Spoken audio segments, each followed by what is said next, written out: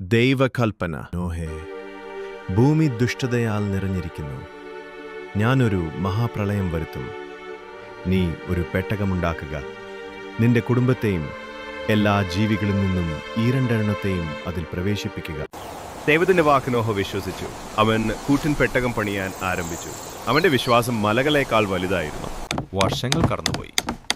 നോഹയും കുടുംബവും രാവും പകലും പണിതു. അവരുടെ അധ്വാനം ആകാശത്തോളം ഉയർന്നു. ദൈവത്തിൻ്റെ അത്ഭുതം.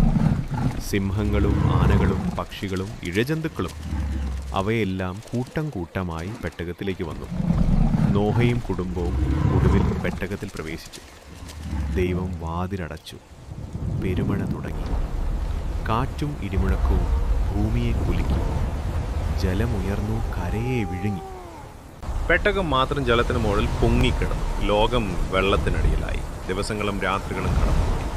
നോഹയും കുടുംബവും പെട്ടകത്തിൽ തനിച്ചായിരുന്നു. അനന്തമായ ജലത്തിനു മുകളിൽ നോഹ ഒരു പ്രാവിനെ പറത്തിവിട്ടു. അത് ഒലിവിലയുമായി മടങ്ങി വന്നു. പ്രളയം ഒഴിഞ്ഞു എന്ന സൂചന. ആകാശത്ത് ഒരു മനോഹരമായ മഴവില്ല് പ്രത്യക്ഷപ്പെട്ടു. ദൈവം നോഹയോടും ഭൂമിയോടും ചെയ്ത ഉടമ്പടിയുടെ അടയാളം